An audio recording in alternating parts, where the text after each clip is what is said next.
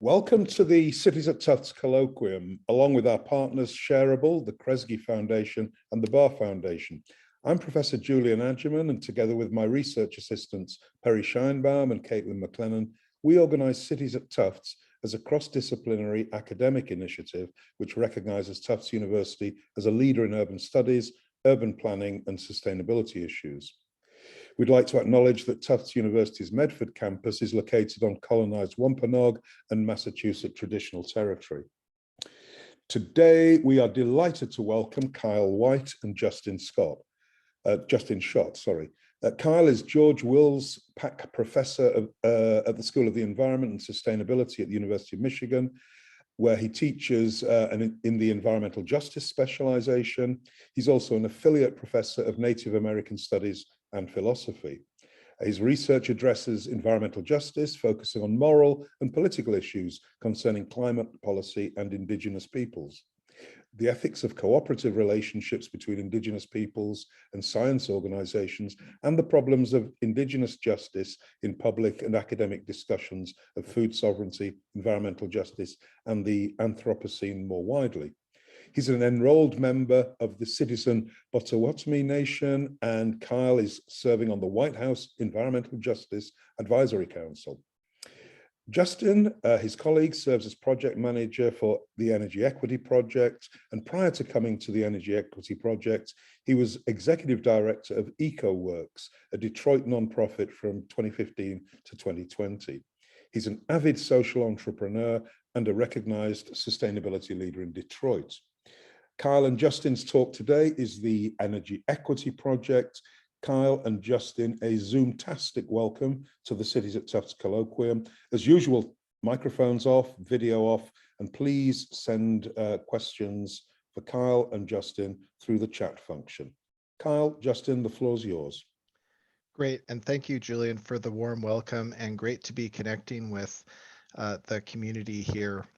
I wanted to start off with a few remarks about the origins of the Energy Equity Project and my involvement before asking Justin to describe some of the work that we're doing. So we have an environmental justice program at the University of Michigan.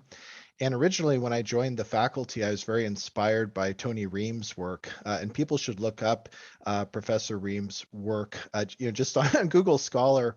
And one of the contributions that Professor Ream's made was to really uncover some of the ways in which environmental injustice affects very intimate relationships that households and families have with where they get their energy from, the cost of energy, and the health and other impacts that occur when communities are often facing higher shutoffs of their energy and affected by climate change and other social economic burdens. And so Professor Ream's work has really brought household issues that face many communities and that ultimately threaten the capacity of Black, Brown, Indigenous, and low-income communities to being able to participate equally in the energy transition toward renewable energy.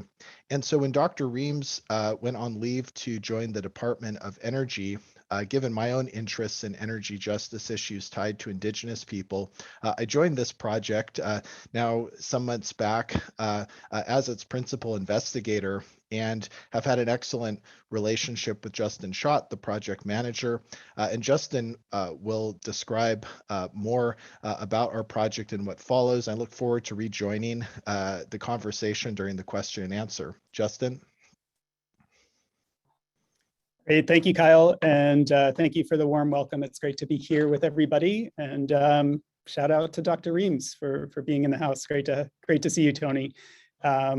So yeah, I've been part of this work with the Energy Equity Project for the last year, and want to spend today just running through how we work to develop this standardized approach to measuring and advancing equity in clean energy investments and energy efficiency programs, and then take a look at a couple of cases of how having this kind of framework can actually make change. So starting with looking at shutoffs and energy insecurity, and then taking a look at some of the implications of the Justice 40 work and screening tools in general.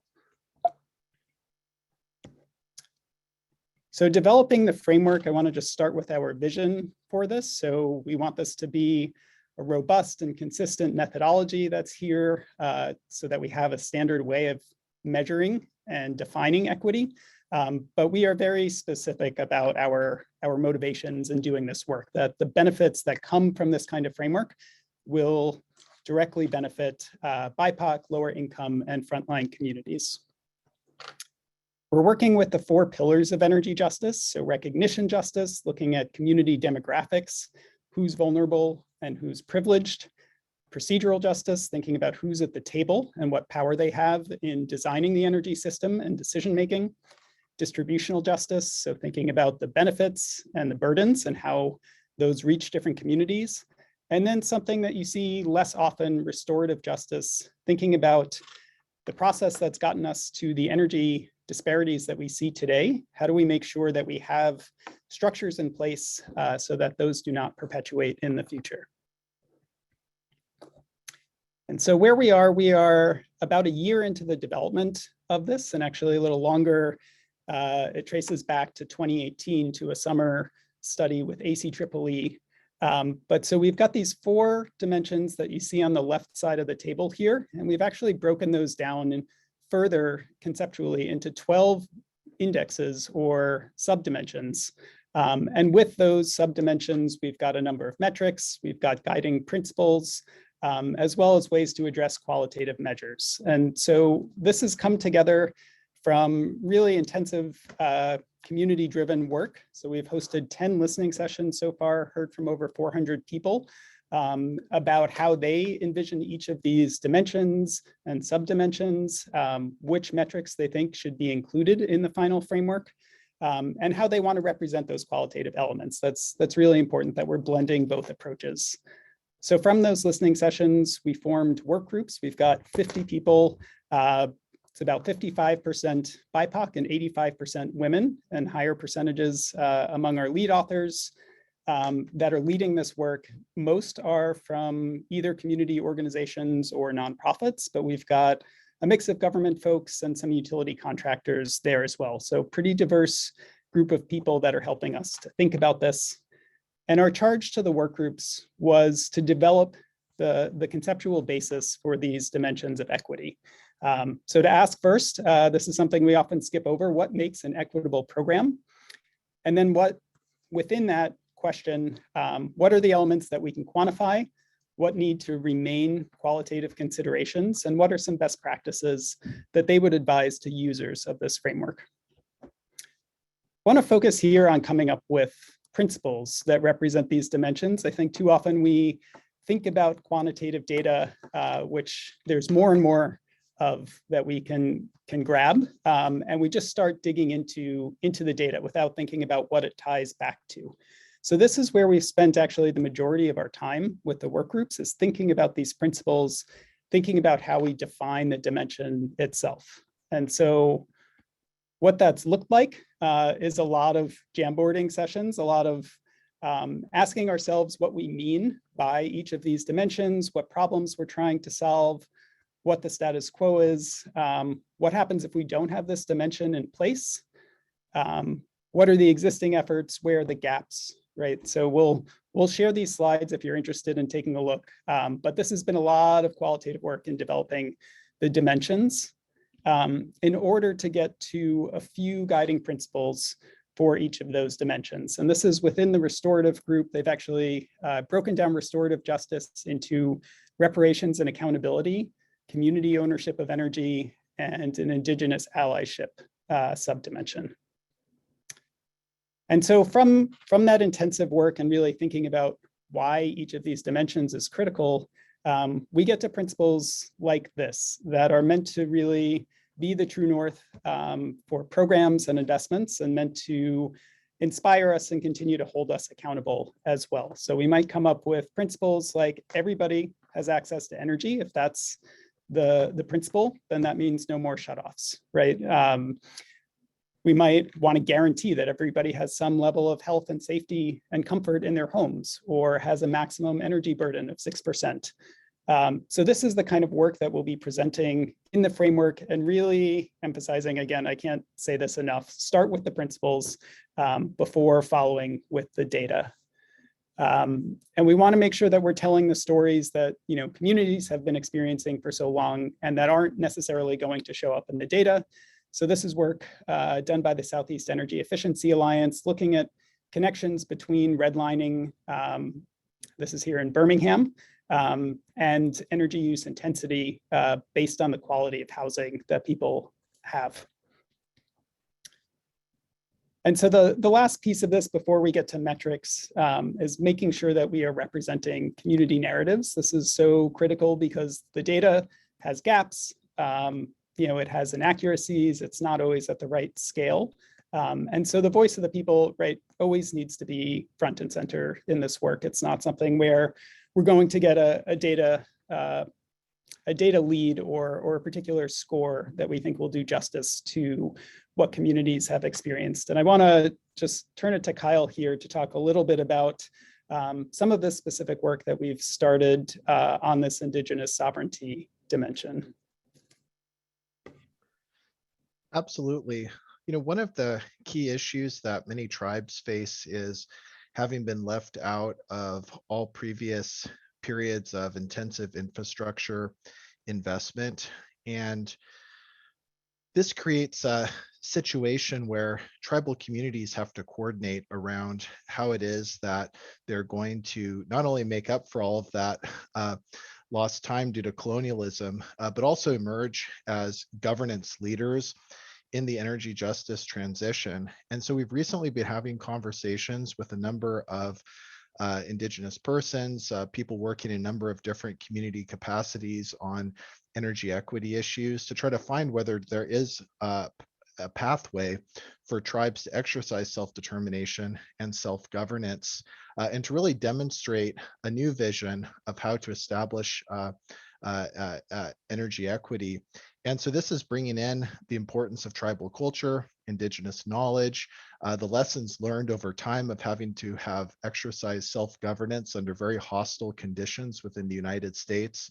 And so we're really quite hopeful that these emerging conversations will continue and that we're going to have a really strong Indigenous pathway tied to the energy equity and energy justice work. Thanks, Kyle. So once we've taken all of that time to think about the qualitative issues and the guiding principles, then we were able to get down to this kind of decision tree and thinking about, of our proposed metrics, is this data that's accessible? Who's reporting it? What sort of geographical scale are we looking at? What frequency does it come in? Do we even need this piece of data? So we did a lot of work there. We looked back at some of the live polling we had done from our listening sessions and the scores that people gave some of our proposed metrics. And ultimately, we considered 148 potential metrics. 29 of these are included. 16 are identified as priority data gaps. 8 of them, mostly procedural issues, are ones where there's an interest in creating rating scales to represent those metrics quantitatively. 27 were moved to best practices, and then 68 we've left out of the framework, either because there was insufficient data or we didn't think that was feasible to get, or simply because they were deemed not the most valuable or representative. And so the quantitative piece of our work with the Energy Equity Project will be this final map where you can dig into the data and the scores and see what's there. But we also want to highlight the data gaps that we're seeing in some of those deeper fundamental issues that Kyle was raising that tribal communities experience. All right, so that's the Energy Equity Project. I want to turn now to the application of frameworks like EEP. So there's a whole lot, right? We've got trillions of dollars in investments coming through the infrastructure bill, through regular government agency expenditures, through state legislation. It's really couldn't be a riper time, I think, for this kind of framework. Currently, the landscape of tools that we have now is primarily qualitative, I would say. We've got a lot of the screening tools that are emerging, that are working to define environmental justice communities, but there's not so much on the quantitative side that is there to define an energy equity score. So a couple of examples are here from the Initiative for Energy Justice and the ACEEE scorecards. also got some tools that have been around for a little longer, like the low-income energy affordability data tool from DOE. This is looking at energy burdens, or the percentage that households spend at a census tract level. So it's nice to have that kind of fine-grained analysis. And this is looking at people in Alabama living below the poverty line. And you can see pretty major disparities here. So some households experiencing a 40% energy burden, adjacent to other households that are experiencing burdens below 8%. So this really can help us identify where investments are needed. So here's one case where we've got insufficient data around shutoffs and energy insecurity. Most investor-owned utilities are not reporting these widely. They're not required to by states miraculously. And so we have to rely on other data sources to get a sense for what's happening. And so you can see it's about 50% of Black and Latinx households experience some form of energy insecurity. It's also worse among households with children, with older adults, and older housing stock. The form that energy insecurity takes most often is people making trade-offs between energy and other basic needs. I've seen this tragically with a friend in Detroit very, very recently, who was in this exact situation, unable to pay both her energy bills and to get medical care. And she's now facing stage 4 breast cancer because she was afraid to not be keeping up with energy bills, right? So these trade-offs are incredibly real and devastating. At the same time, we've got about 5% of households that are never able to heat or cool their homes. And in Detroit, again, this looks like homes that have experienced terrible street flooding from climate change, getting something like 6 inches of rain in a couple of hours, basement floods, furnace goes out, and people don't have the means to replace it, and just live winter after winter in frigid indoor temperatures. The data that we have on energy insecurity goes all the way back to 2015, and it's a sample of just 15 states that participated in the last residential energy consumption survey data. And we won't have new data, it looks like, until 2023, where hopefully we'll get a national sample. But we've got some pretty significant gaps, both in time as well as geographic coverage there. So some folks have been working to try to fill those gaps. This is from the Energy Justice Lab at Indiana University. And they've been doing these quarterly surveys. So this most recent one from the last winter, this is a survey, a nationally representative survey showing 13.5% of people experienced a disconnection during this winter, still in the midst of a pandemic. You can see that those shutoffs are not experienced consistently, depending on what race you're in here. So particularly hitting Hispanic households hard. There's the highest rate of shutoffs to receiving a disconnection notice among Black households and also these other households, which they didn't have enough people in the sample, I believe, to break down further, but that would include Indigenous people as well as Asian Americans. And then this one is most striking to me. Households with youngest children, almost 29% of those households experienced a shutoff. Just devastating to think about this. And I think something that's widely underreported. So where do we go from here? If we know shutoffs are happening, we've had to plug this gap really through researchers, doing these surveys, promptly trying to get us some more current data. So one place that we can begin to look deeper is at shutoff protections and what different states are doing there. So this is work that's continuing from the IU Energy Justice Lab. They've done a really nice job of documenting the protections across all the states. You can see most states have some kind of cold weather shutoff protection. Very few actually have hot weather protections, even though heat kills a lot more people than cold does. And so from here, we could think about creating some kind of rating scale so that we're able to assess the states based on their shutoff protections. So this is draft work that we've done at EEP.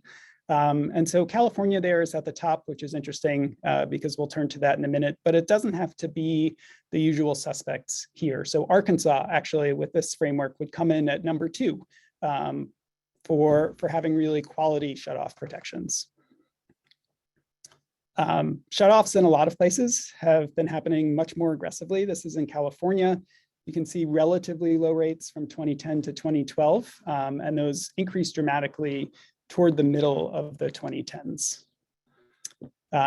They also disproportionately hit people of color, as you might imagine, particularly Latinx households. And they don't affect everybody, right? So some people in the green line at the bottom are on a payment plan. Shutoffs there have stayed about the same or even gone down during that same period. And it's people that aren't able to get onto that affordable payment plan that have experienced the brunt of increasing shutoffs. There's this sense that people can just go get assistance, can go get weatherization, can jump into an energy efficiency program so that they're not facing these high energy burdens.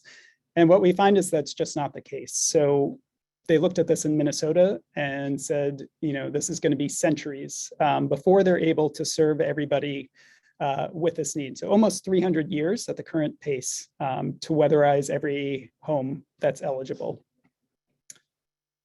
And it's not that there's not money in the system to do this. So just with the CARES Act, we had over $1 billion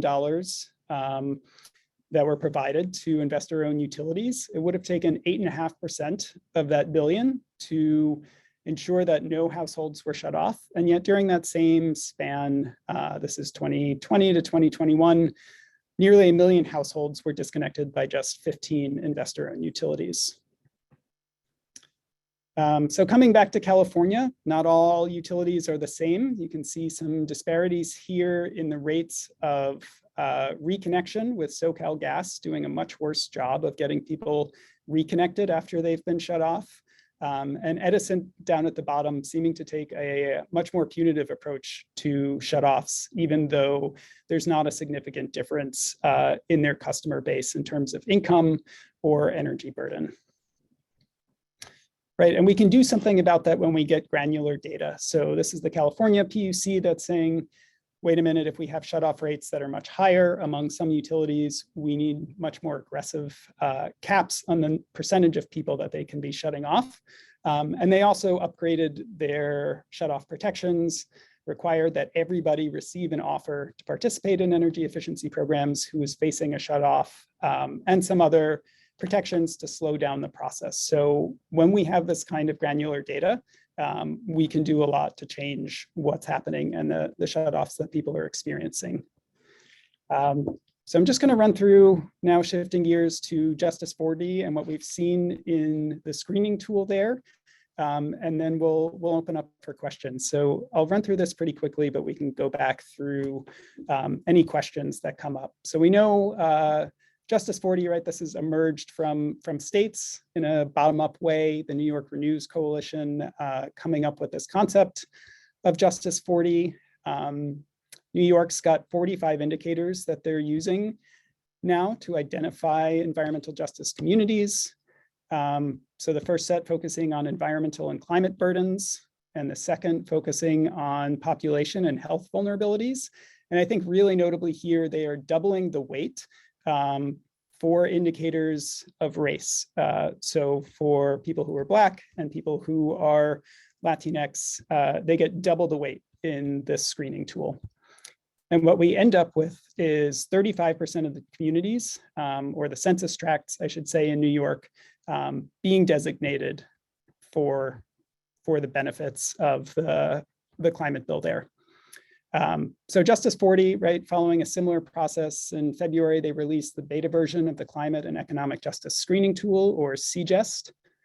And what this beta version does is takes a similar methodology, although excluding race, and it identifies 29% of the population in census tracts to receive 40% of the benefits, right? So this still means the 71% of tracts that are not disadvantaged will receive 60% of the benefits. Now that's the floor, the 40%, but that's often how it's conceived, that we just have to hit the 40%. And I wanted to just question this as good policy at the start. How did we land on 40% being the right number? Right, so here's an example, just thinking about distributional justice. If we look at the tax credits for things like solar and electric vehicles, in the previous decade, think about how much do you think the richest decile received of those 18 billion in tax credits, and how much do you think the bottom 60% received?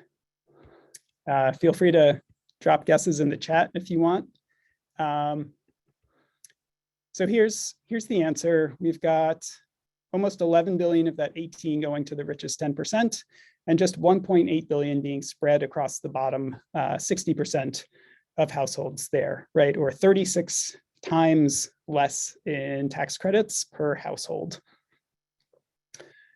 Some other details here, the median income for households installing solar is dropping, thankfully. We've got some really good data from DOE on this. It's now $113,000, but still 90% or so of the tax credits for EVs are coming to the highest income households.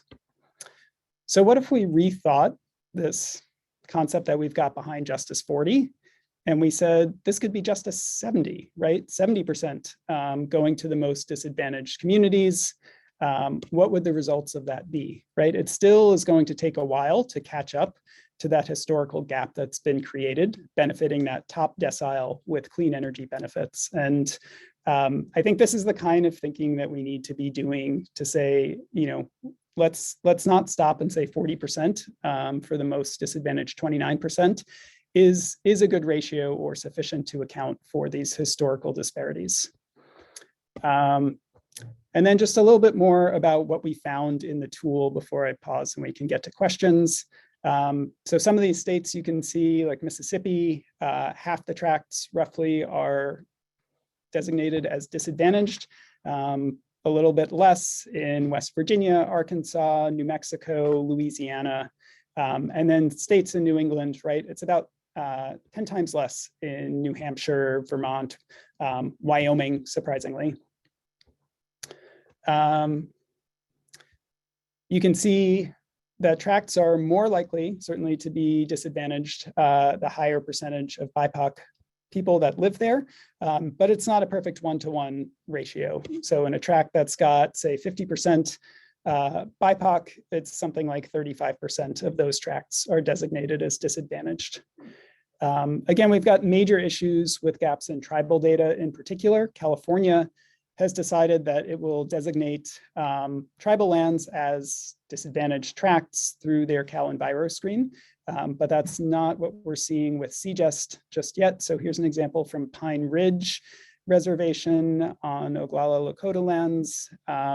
There's simply these massive data gaps here, and without the data gaps, this census tract and its surrounding tracts are excluded from that designation to receive Justice 40 benefits. Most of the tracts just meet one of these 21 thresholds. Very few are on the right side, the long tail here. This is the most disadvantaged tract, the only one that meets 15 thresholds. It's in St. Louis here, bisected by Interstate 70. But many of the other tracts, you'll see, I think there's a big need for ground truthing. So we have tracts in South Beach and Palo Alto. Some of these may be because of linguistic isolation, but I think we really need to look at the methodology that's enabling that. Other tracts will be clearly vulnerable to climate impacts, like these south of New Orleans, but excluded because they're just above the income thresholds. Sometimes two tracts may look nearly identical. Dorchester here, which many of you may know, is not disadvantaged, but North Quincy is, primarily because of linguistic isolation. Yeah, so we've got some issues with that, some things that we're seeing as we go through the data that give us pause and certainly highlight the need that we have to do a better job with data. But I will stop there. Kyle, any other remarks before we turn to discussion? No, thank you very much, Justin. I look forward to the discussion. Thanks, both of you, for an excellent presentation. If we can go back to the full group and stop sharing screen, we'll then start our questions. And I'm going to take moderator prerogative and ask a question that hasn't actually been, you didn't really talk about it, but it's just come to my attention, this notion of race neutral allocation policy going on in the EPA and the White House at the moment.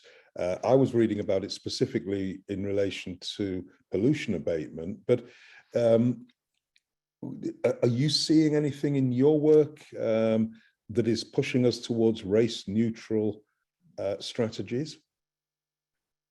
I'm happy to provide some response to that, Julian. I appreciate the chance to to discuss that.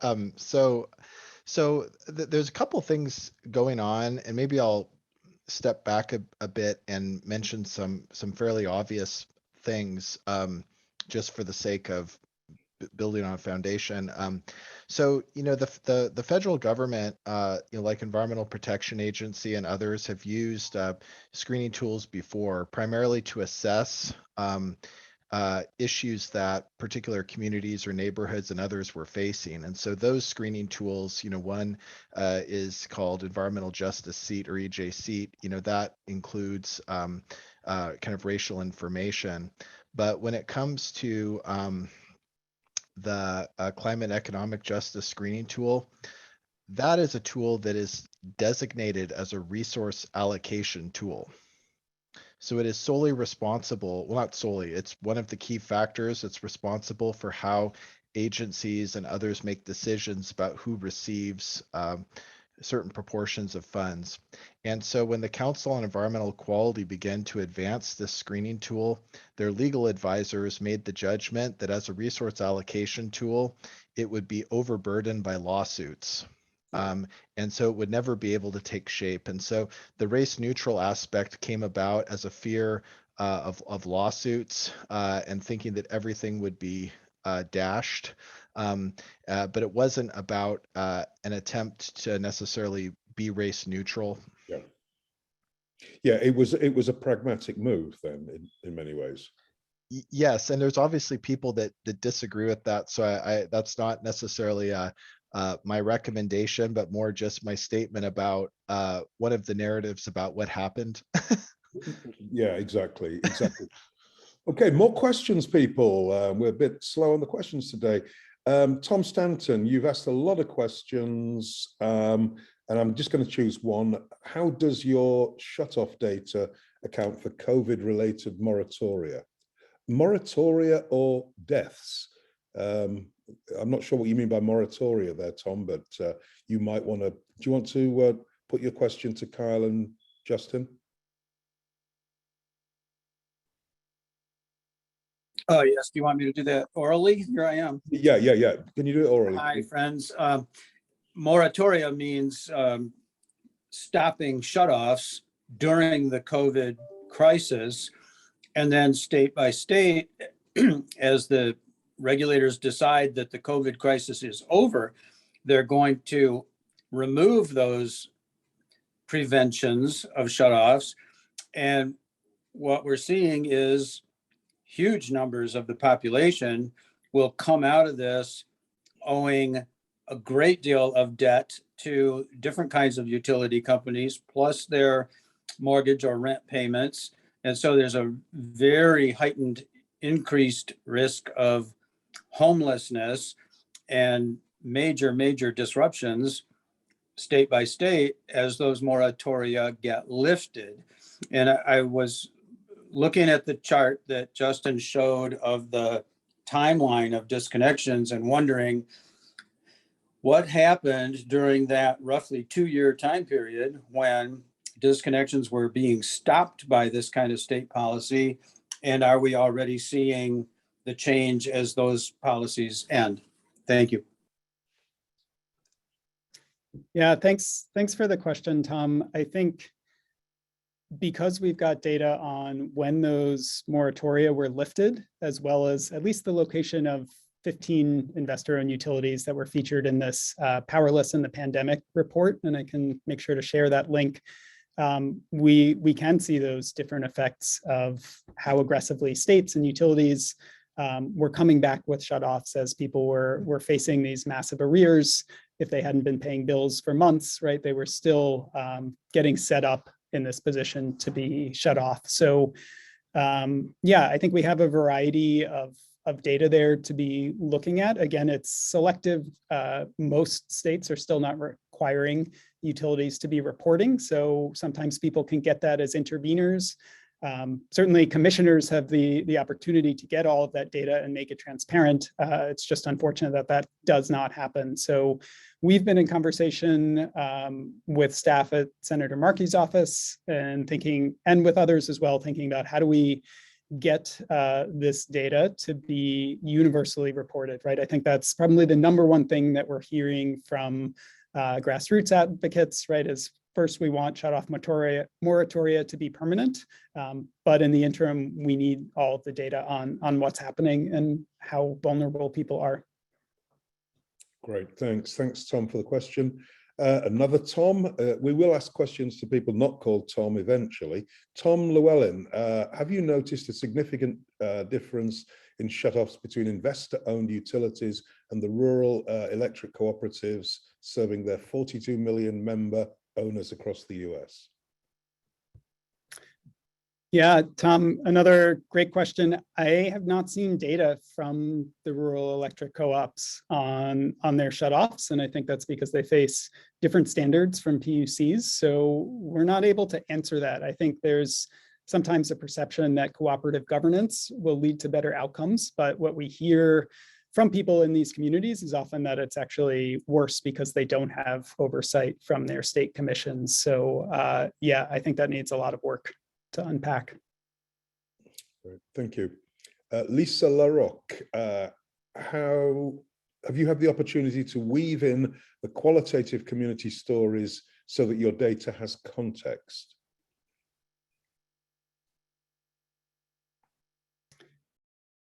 Was there something you wanted to offer with that, Kyle? Yeah. Or Well, I can maybe go first, and then I can. Yeah, I did want to sure. add some things. Yeah, so we're actually working on this right now as we are getting all of our data sets into this national map at the census tract level. That we recognize data is not going to tell the whole story in both good and bad ways, right? So there may be powerful community organizing that's happening, that's giving people access to their own community solar, for instance, that may not yet be reflected in, say, energy burdens or other data sets that we have. And so we're trying to put those specific narratives on the map and give communities the opportunity to tell us what's happening, tell the story alongside their data so we can fill in where there are data gaps, but also learn where there are positive pieces happening. So we're looking to spotlight, I think 3 or 4 communities in our first map with the Energy Equity Project. Yeah, and I also just wanted to add to that. This is a little bit to the side of your question, Lisa, but I just wanted to kind of mention this. I think when I joined this project, I very much saw it as a project that was reflecting a environmental justice movement approach to indicators and to data. I mean, I think one of the things that has been kind of erased with these national discussions about the climate and economic justice screening tool is that communities, organizers, and others for decades, I mean, even, thinking about Julian's work on just sustainabilities and indicators of environmental justice and metrics regarding cities and a number of diverse contexts that Julian's worked in. And I think if you look in just the entire movement, going back to the Toxic Waste and Race report and other key aspects, and even earlier than that, depending on who you're referring to, right, that there have been these approaches by communities, by organizations, by other advocates of environmental justice to harness data. And so I kind of see this project as starting with people, like Justin and others who have been working in the organizing space and the social entrepreneur space on data and energy issues. And like Justin said, there's all this, we've spent all this time mobilizing the coalition, having discussions, exchanges, working sessions, and now we're coming back to the stories that I think got everything started in the first place when Justin, Tony Reams, and others really put this project in place. Okay, there's no more questions in the chat. I do have a question. the Arkansas outlier. Can you explain that? I think you had like the usual suspects, and then little old Arkansas was in there. What's going on? Yeah, so a couple of things that we looked at there were the extent of their COVID moratoria and the number of days that that covered, as well as how that was kind of bookended by both their cold weather and their warm weather shutoffs. And so they've got one of the longest extents of protection from shutoffs of any other state that's there. They've also got more, I believe, for people with medical conditions and some better just procedural parts to it as well. So making sure that there's sufficient notice, that people have sufficient time to make payment before they're shut off. So those were areas that Arkansas is doing well in too. So yeah, I found that was really interesting and really hopeful to not just think of energy justice as something that's monolithic, right? We can be really strong in one area, and we can work with states and make sure that that's being communicated as well. Great, okay. So we've got a question from Bindu from University of Vermont. What happened to all the listening sessions that you did? How are you using this engagement and data collected from these listening sessions? How are you continuing to engage the communities? Yeah, great question. So we've got pretty detailed write-ups from all of those, as well as the scores that we were hearing. We did each of the listening sessions with a different audience. And so they're done with, for instance, grassroots communities, with just regulators, with just utility folks, so that we can see the differences there.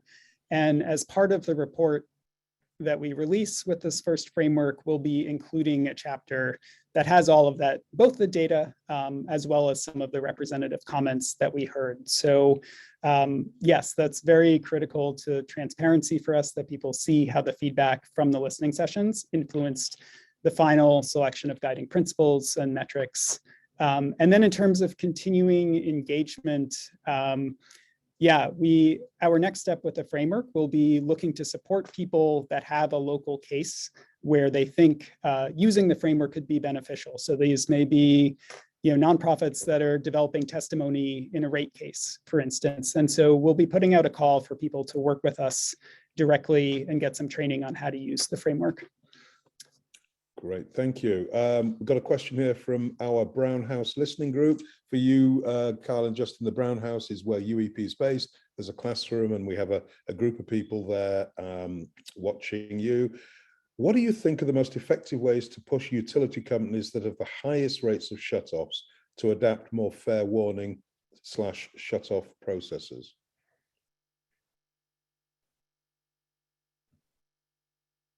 Kyle, do you want me to start with this? Yeah, please do.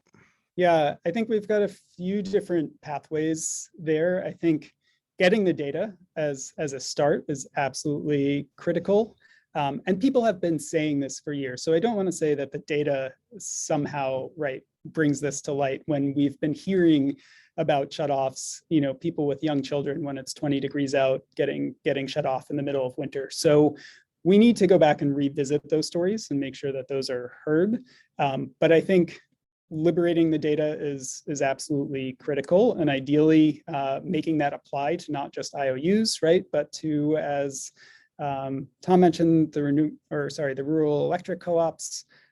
That needs to be the universal standard, and hopefully, there's some sense of both, I think, shock from seeing what that's like. I don't think the general public has a good sense for how severe this issue is. I think it really, in some ways, can give commissioners more, can empower them, I think, to make decisions once that's on the record and they're seeing just how devastating these impacts are. I think something else too, is what are the actual benefits of cutting people off from energy? You're not bringing in a lot of money, and yet we know people are losing their lives as a result. And so this is not, in the grand scheme, a terribly expensive problem to fix. And so I think just getting the data out there says there's obviously got to be a better alternative to doing this. And we saw just during COVID that moratoria work. It is possible. Utilities would tell you we can't do this. Somebody has to pay. And yet in a crisis, we were able to stop shutting people off. So I think that's a powerful example that we can turn to and say, this could be permanent. Great. Okay, next question from Megan. Can you discuss the moral and ethical quandary of large investments in increasing energy efficiency in high income areas as the wealthy consume far more energy when compared to the consumption of BIPOC low income communities? Yeah, I think, I just want to pull out some ways that actually happens, because utilities will say, well, we put out the call, right? And anybody can participate in this, and it's just people don't sign up. And we know there's culturally inappropriate marketing or no marketing at all in communities of color and poorer communities. We know that they don't have opportunities for people to speak with someone who speaks their native language in coordinating to get service. Right. And then we know this is work that Dr. Reams has done a lot of, right, that the stores in people's neighborhoods are not the same. Right. So what you would get in a wealthier, whiter suburb is going to be far better service, probably lower prices than you might see in a neighborhood in Detroit, where you may not be able to find energy efficiency products. I've heard from contractors specifically saying they refuse to come into the city of Detroit to do work, even though there are utility rebates for them to do that, because they just don't need to.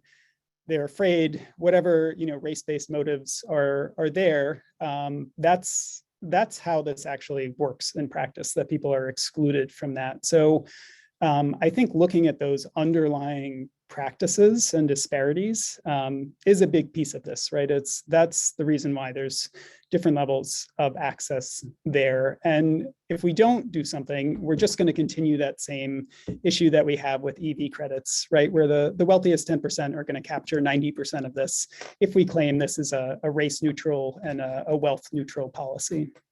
Absolutely. And one of the issues that we really need to shatter is that so much of the discussion over the years has really focused on the idea that wealthy people as large consumers, large emitters, how do we deal with that? How do we create an energy transition in relation to those populations? And, part of the work that Dr. Reams did was to expose that there's an entire other universe where people of color, for example, are going to be cut out of the energy transition precisely because of the costs imposed on those communities of transitioning into clean and renewable energy and the difficulties that many communities face in being able to participate in the available programs. And so I think that there needs to be more symmetry in terms of focusing on Black, Brown, and Indigenous communities as emerging as leaders in the energy transition, as having a different identity in relation to energy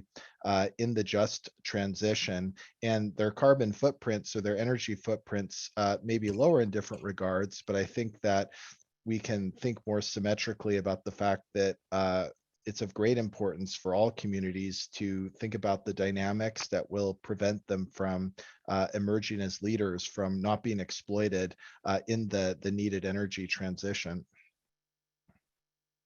Great, thanks, Kyle.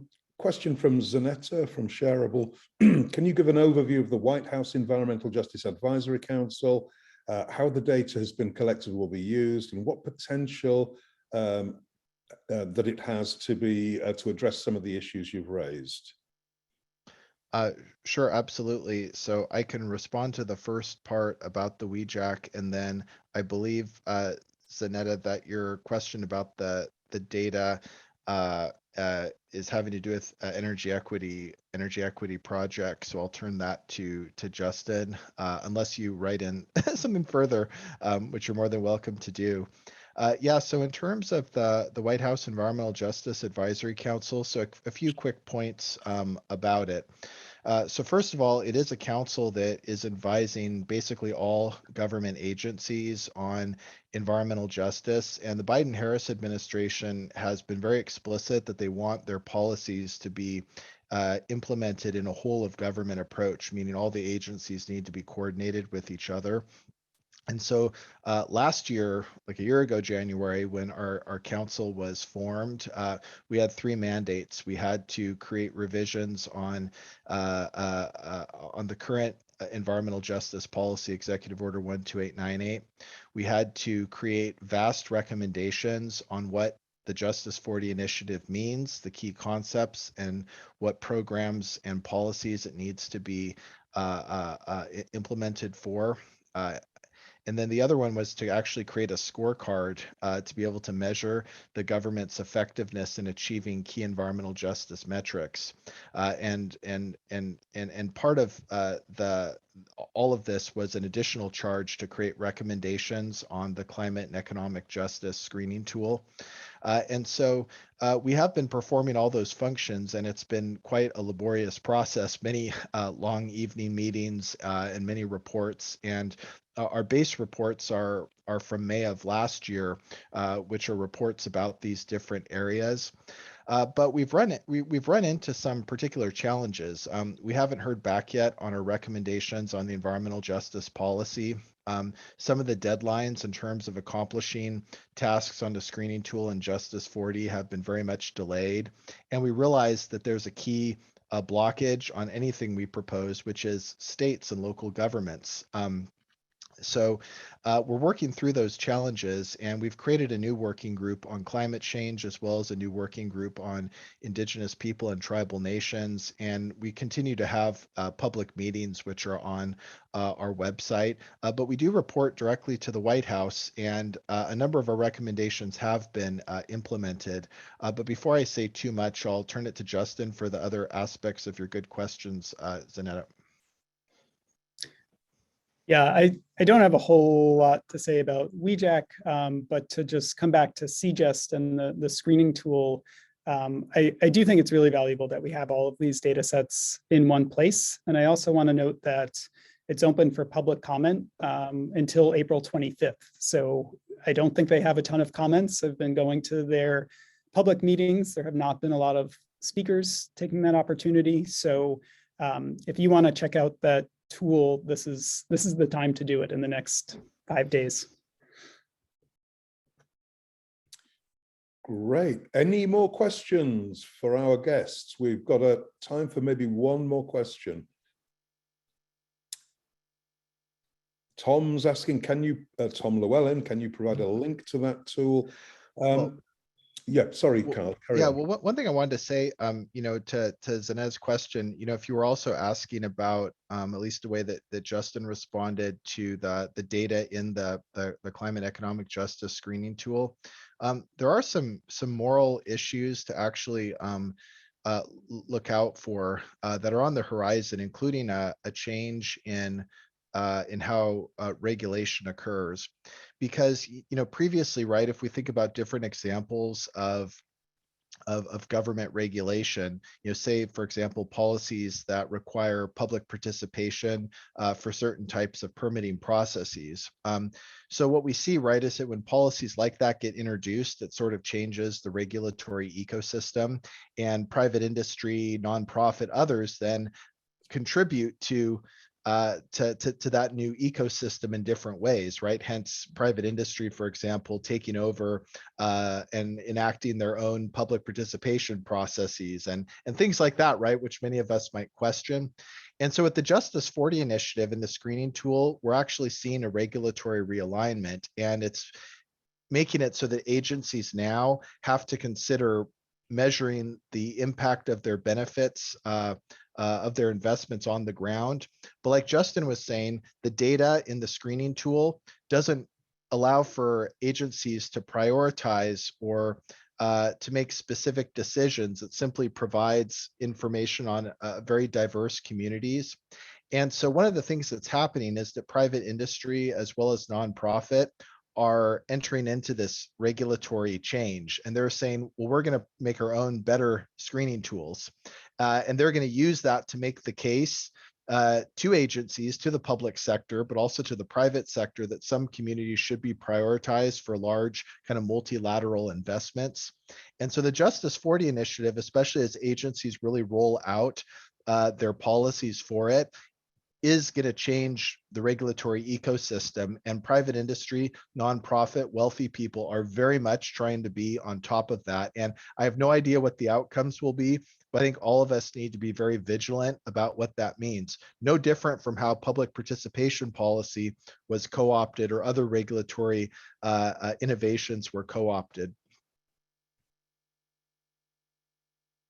Oh, Julian, Yeah. we can't hear you yet. Excuse me. Yeah, sorry about that. Thank you for a fascinating conversation. The thing I like about this is, we can watch this project develop, and its influence, I'm sure, is going to be pretty strong in the years going ahead. So again, thank you, Justin Schott, Carl Powys-Whyte, University of Michigan, and we have our final colloquium next Wednesday, April 27th, when Quillian Riano from the New School will present Gaming the System, Role-Playing Spatial and Political Change. Thanks for your support of Cities at Tufts. Kyle and Justin, thank you particularly. Thank you. Great to be here. Thanks for inviting us, Julian. Thank you. Take care, everybody.